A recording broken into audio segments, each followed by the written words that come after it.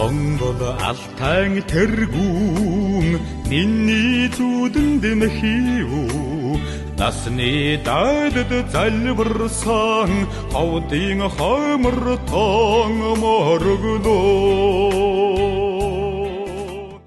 Ховдын өглөө, ховдын одоо сайхан салхи, ховдын уулсыг хараад таны амьдралд өглөө бүр одоо яг юу бодогддог вэ? Тэгээ нэг ийм үг байдаг. Одоо нөгөө орчлон орлож төрөхтэй Монголдо төрсөн шүү дээ бид нэр ховтай гэд хэлдэг шиг миний тухайд бол би Ховд аймгийн энэ олон угсаатнуудынхаа дунд төрснөөрөө энэ сайхан ховдын одоо өнгөт уулсын дунд энэ сайхан мөнгө застай улс орондын одоо өргөн удам шаргал хөндөй гол нуурууд зогс энэ сайхан газар одоо төрснөөрөө ертөнцийн деважин төрсөн хүндээ гэж одоо дотроо байнга бодож явдаг. Төрж өссөн нутаг Чандан сумынхаа талаар, аав ээжийнхаа талаар хоёлаа ярив. Танаа аавыг бас нутаг орчиндөө их нэр алдартай, үе удмаараа их сайхан улсууд байсан гэж ярьдаг юм байлээ.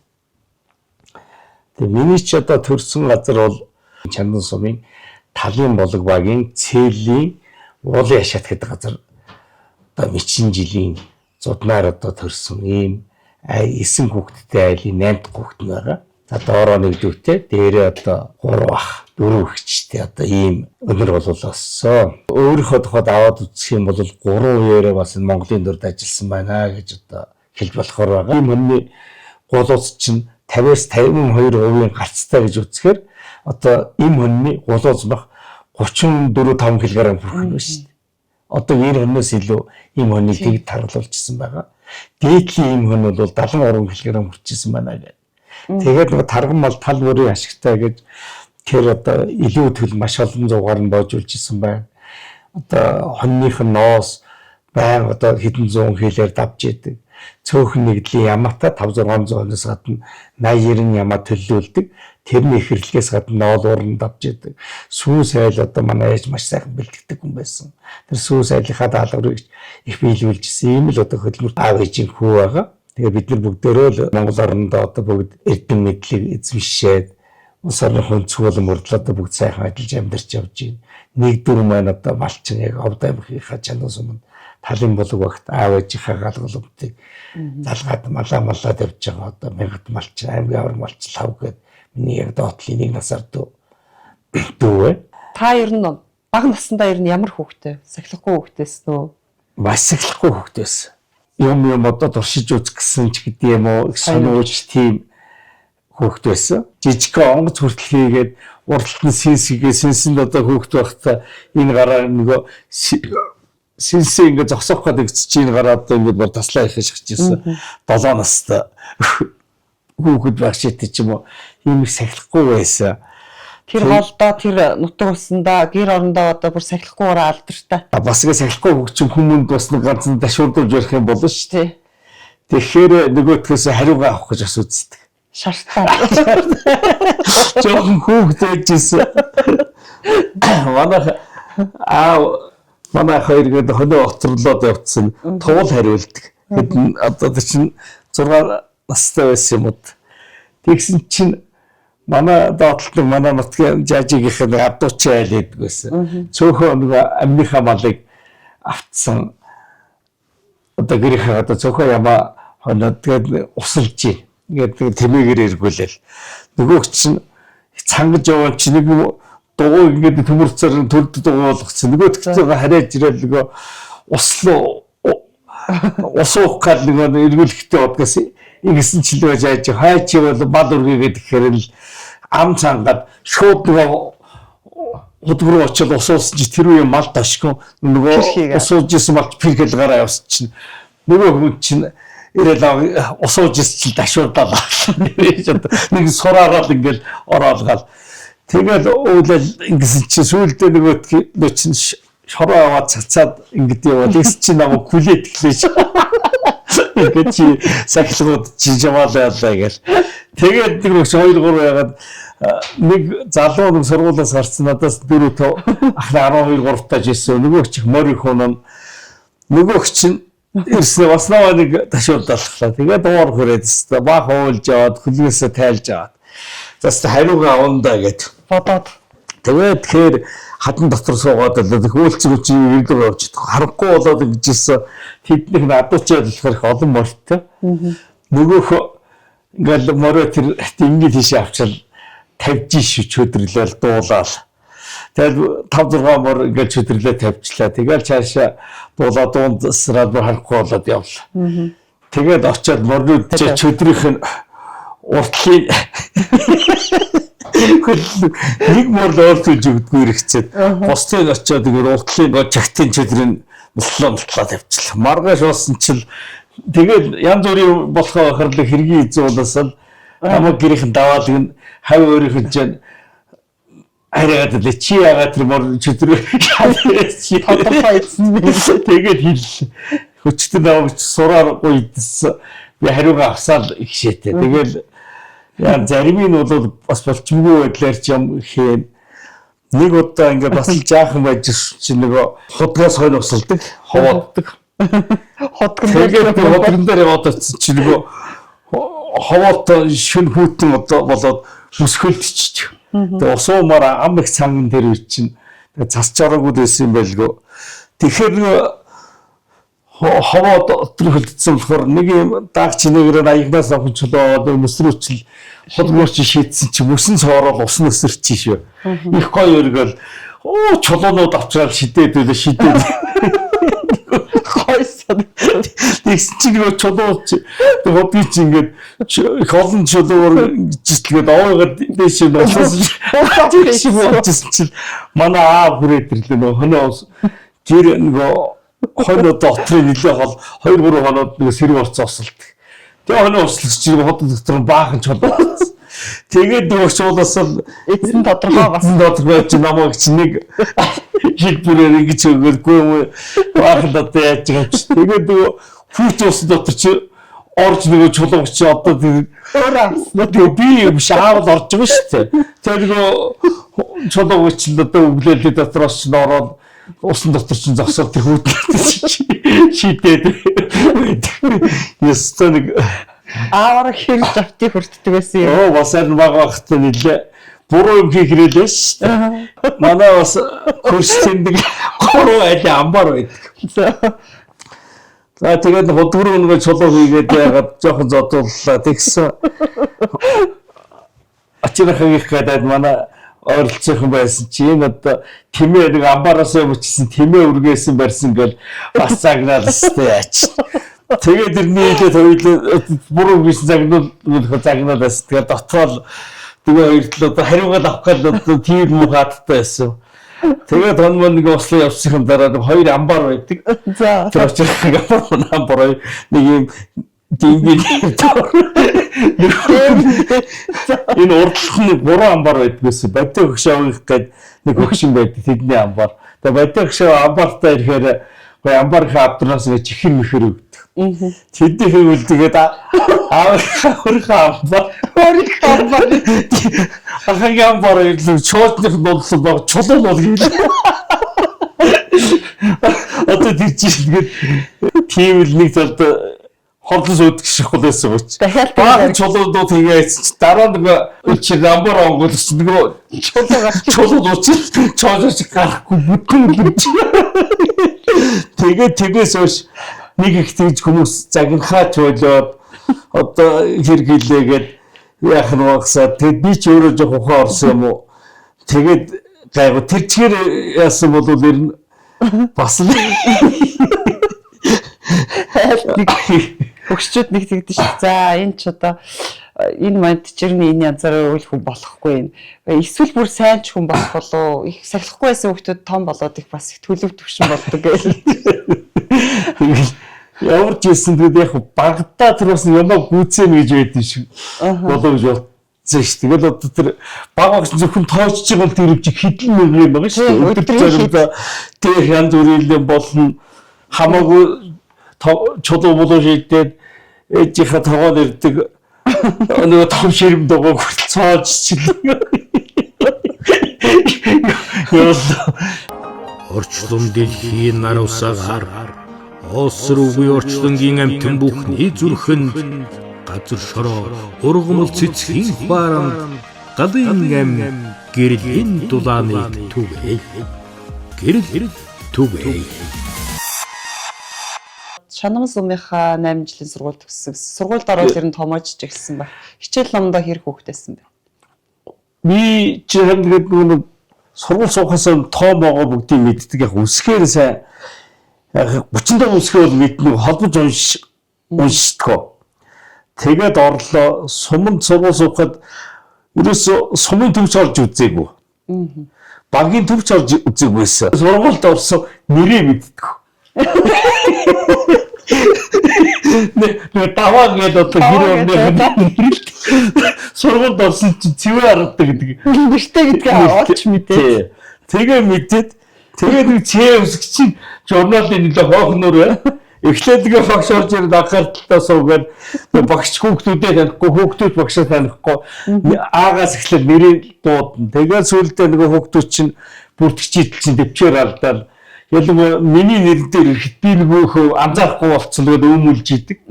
Тэгэхээр багш ингээл одоо нэг дуудахаар би дуурахгүй. Хоёр дуудаал яхад дуурахгүй болохоор миний хажуудлыг сумын тэгээ охин сууж ирсэн. Цэцэрлэг эднэрээ дамжсан.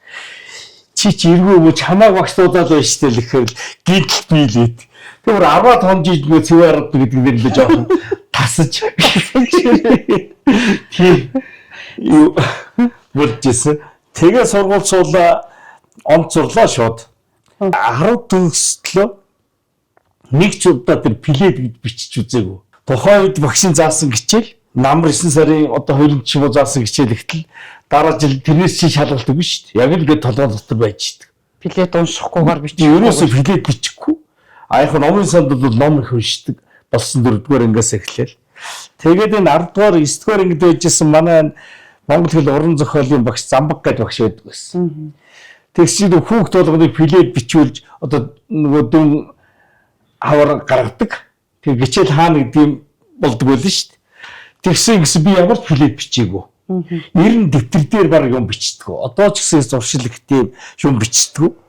Одоо ингээд ер нь одоо 4-р ангиас хойш бол нэг хичээлийн жил дүүргсэн дэвтэр байхгүй. Тэгсэн чинь нөгөө дүн гаргасан чинь заавал плед шалгуул гэдэг. Багшаа би плед бичээгүй. Тэгээд 35 плед чинь нэг плед 3 асуулттай 105 плед асуулт байдаг байсан.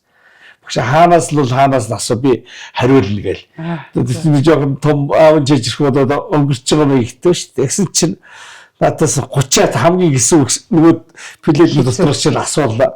Бүгдийг хариулсан чинь намайг нэг амбард амбардал. Чи ингэж яагаад яг болсон шалгалтаар унаа. За. Гэдэг. А чи унахгүйгээр чи яанаггүй чи уншаараа чи бичдэггүй мөх чи уншгаа. За гээл. Тэрээс нэг тэгж 10 төгслөө плед бичиж үзээх. Тэгээд ерөөсөө тэр плед бичдэггүй мөртлөө тэр шалгалтуудаа бүгдийг онц өгнө. Сурлага яг хоо дөрвөн байсан. Таны харин их онц сурдаг байсан гэж сонсч ирсэн. 1-р 10 жил тухайд 240 төгсөж ирсэн. Бүгдийн сурлагаар жагсаахад би 16-д л орж ирсэн 240 өгдөөс. Цэвэр ардын гэдэг хүнийг яахаараа одоо даваа гэж нэрлэдэг байх уу? Домбаг гшаа гэдэг тэр лам юу хүн байсан. Тэр хүн ингэж их барьж аваад номтой хүн байсан цэвэр ард гэж нэр өгсөн гэж. Тэгээд цэвэр ард гэж нэр өг гэж ном арж хэлчихэд нөгөө гэрний өөрөм чи яваад өгсөн. Болохоор нөгөө угаагаад нэр өгөхдөө даваа 50 гэж нэр өгье гэдэг. Тэгээд нөгөө даваа 50 гэдгийг даваа гэдгээр нэрлээд яатсан.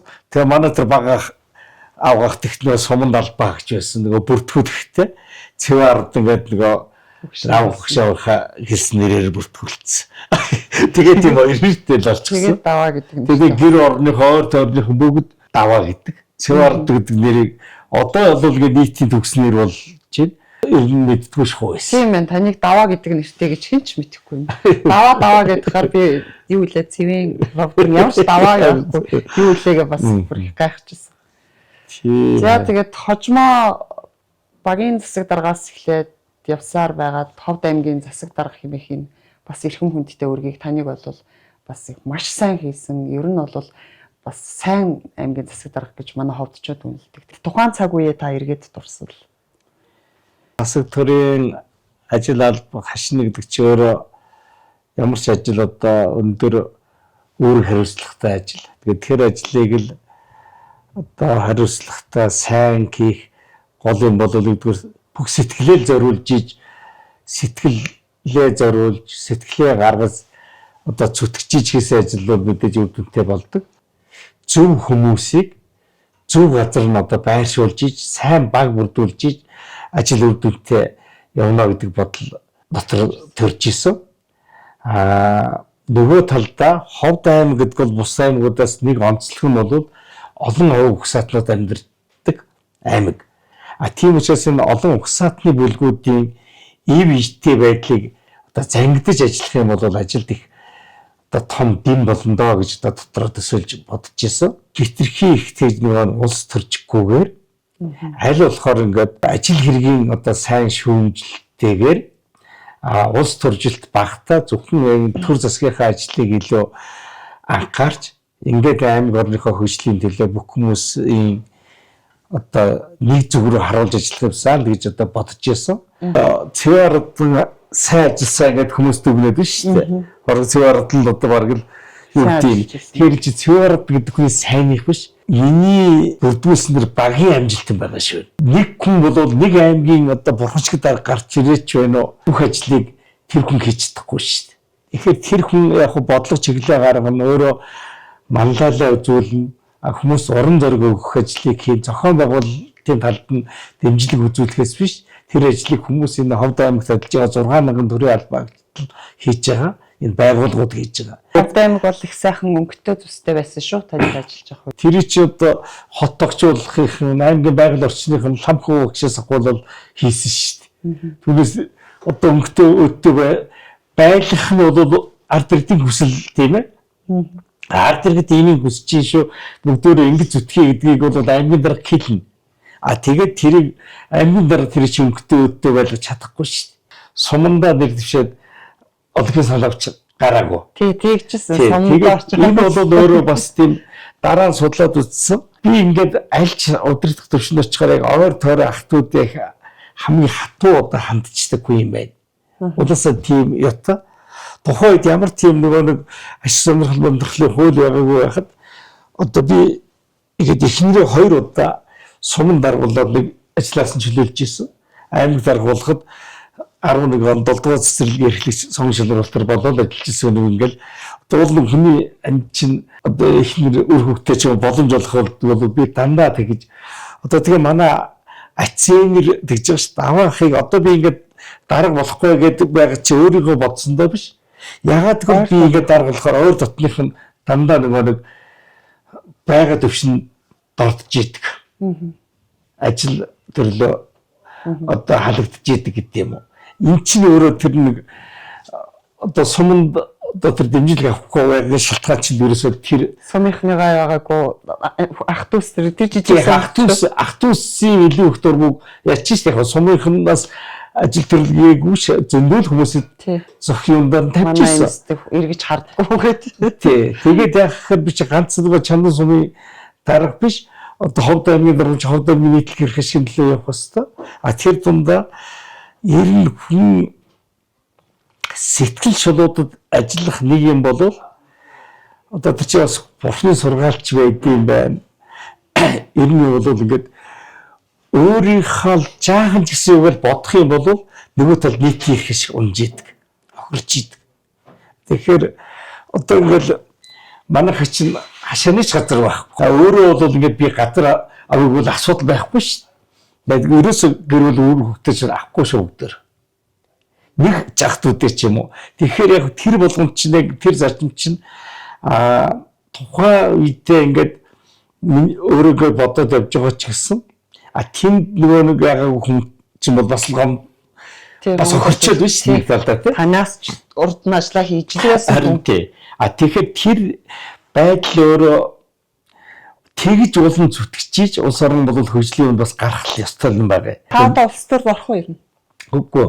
Шаардсан ч орохгүй юу? Шаарц одоо намайг тухайлбал ардсан намаас 20 онд 24 онд их хурлд нэр дэвшээчээ судалгаагаар одоо таны юм гээд байна гэсэн.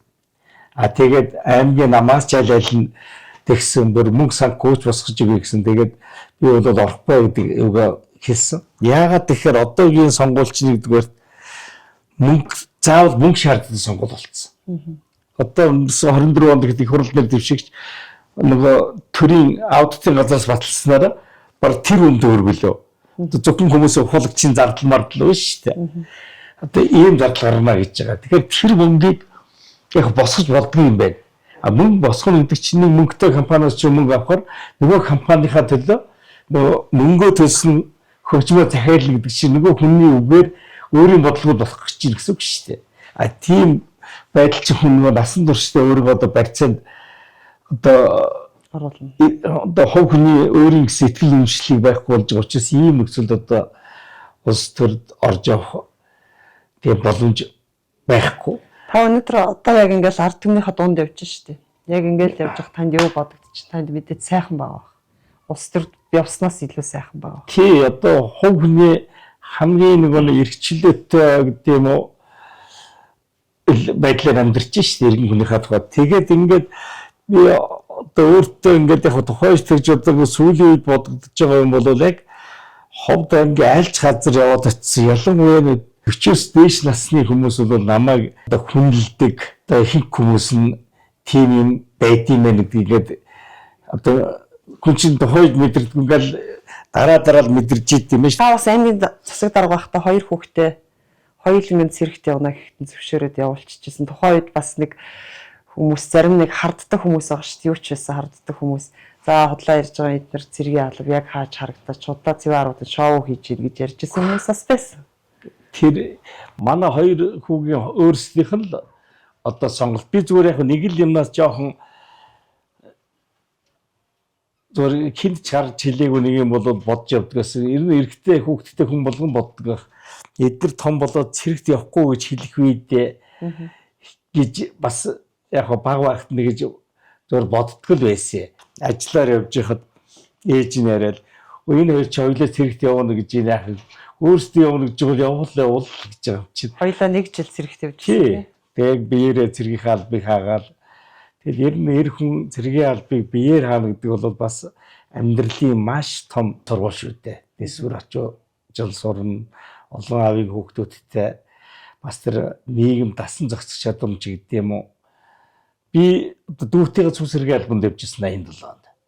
Хамгийн сайн хобби бол хүнийг нэгдүгээрт одоо бүтээлч байлгадаг, хоёрдугаарт одоо хүнийг урам зориг өгдөг хобби юм аа. Тэгээд хамгийн төгс хобби бол эргээд хобби нь өөрөө хүн тодорхой хэмжээний санхүүгийн их усүр гаргаж өгдөг хобби бий болгож чадах нь хамгийн дээдлийн юм гэлээ гэж үг байдаг. Зургийн гайхамшигтай бол тэр өнгө гэрлийн өөрчлөлтийг одоо төдийгүй цаг хугацааны түүхийг бас авч үлдэж болдог нэг юм гайхалтай технологи одоо хөгжил байна шүү дээ.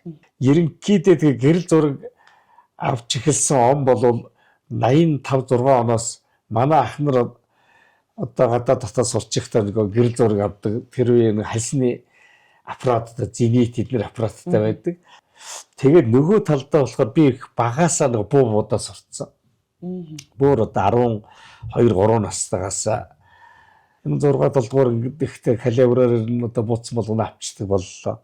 Тэгээ 8 дугаар ингэж байж хат манай тэр авах 16 настай хүүхдэд цоо шин одоо калибр авч бэлгэж өгч ирсэн. Тэгээд тэргээрээ яг тарганы төлгөө биелүүлэх амман хийгээд тэгээд тэр тарга ан буудах, амтан буудах, ер нь буугаар буудах зургийн аппаратаар зураг авах хоёр бол яг адилхан. Тий. Адилхан одоо хөдөлгөөнгүй хастай, сайн зураг авахын тулд жижигрээгүй байхын тулд амьсгалаа төгжиж зураг дарж иж одоо сарнилтгүй зураг дарна. А тэр бол яг бууны зарчим адилхан байгаа. Тэгээд дараа нь 90-ад он гараад нэлээд олон 2 3 бас буутай болоод явж байгаа. Тэгээ сүүлдээ нөө буунуудаа зараад тэгээд энэ гэрэл зураг аппарат одоо камер одоо гэрэл зураг аппаратны дуран эднэр авч Орчлон дэлхийн нар усаар осруугүй орчлонгийн амтэн бүхний зүрхэнд газар шороо ургамал цэцгийн баранд галын ам гэрлийн дулааныг түгэй.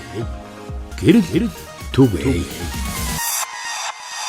Таны түүхтгтэй их сонирхолтой юм аа. Ан хийдэг байсан анх эхлээд таруух буудсан. Яг тэр чигээрээ та анх хийгээ явсан бол байгаль овоос үүтлэгч байх байсан ба штэ. Тэгвэл та одоо өнөөдөр буунуудаа бүгдийг нь зараад тэгээд шууд фото зургийн аппаратаар сольсон гэдэг. Бас сонирхолтой төв.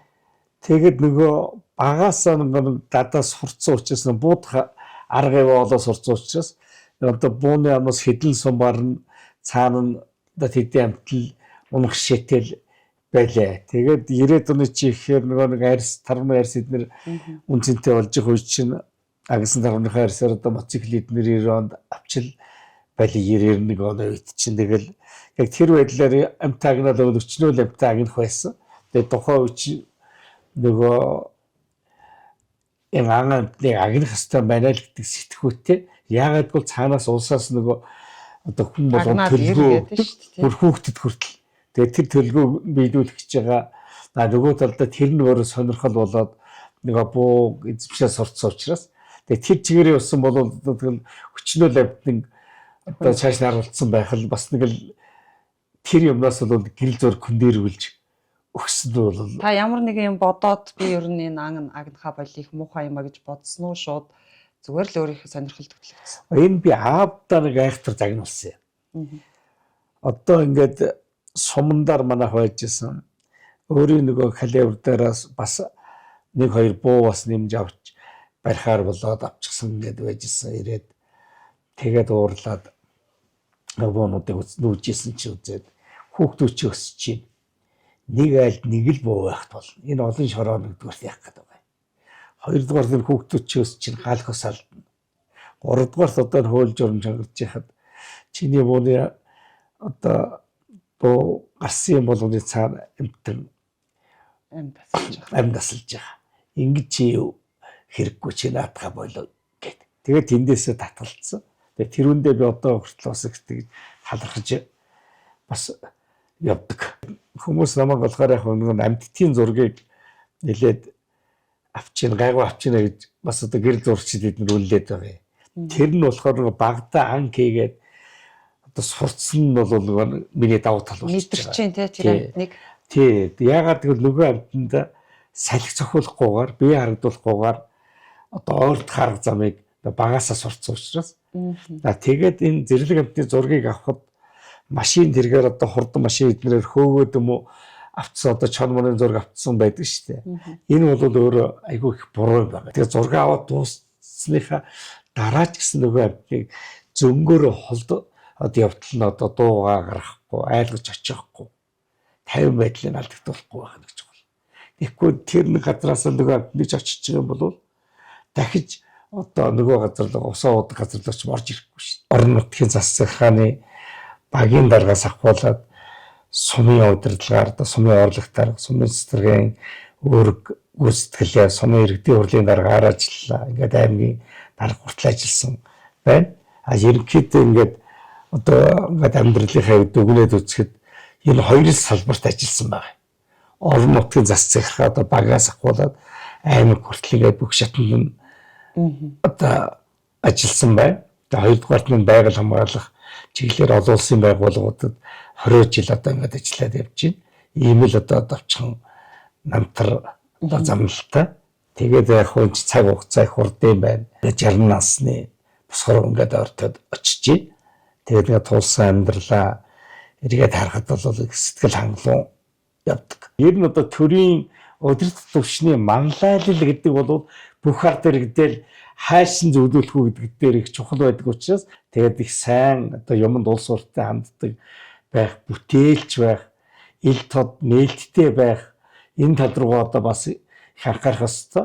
Тэгээд зөв хүнийг зөв газар нь байршуулж ажиллана гэдэг л одоо ажлын хамгийн том одоо чухал хөшөөрөг болдог. Энийг ч гэсэн цааш анхаарал ажиллах байхаа гэж найдаж байна. Ингээд энэ ховд нутагт маань энэ сайхан одоо гал морон жил одоо айлчлах гэж байна. Тэгээд энэ жил шиг ийм сайхан өнтэй сайхан жил одоо ховор болдог. Тэгээд энэ сайхан өнтэй жилийн дараа сайхан ховор болж эргэжил сайхан зам болоосаа гэж хүм болгон хүсэж байна. Тэгээд ховд нутагт маань энэ морон жилдээ бороо хур цагтаа ор цэцэг ногоо арваа бод ариун сайхан дэлгэрж мал сүргэн таргалж сүү сайлн бэлхэж ховд аймгийн олон түмний ажил үйлс нь улам сайхан ундарч юу сонсон 9 цагаан өсөлн сэтгчлэн өтөж явах болтугай гэдгээр болыг өргөн дэвшүүлээ. Уран бүтээлч та нартай уран бүтээл их амжилтыг хүсье. За баярлалаа. Тэр өрөөл Батүршгэ. За баярлалаа. За.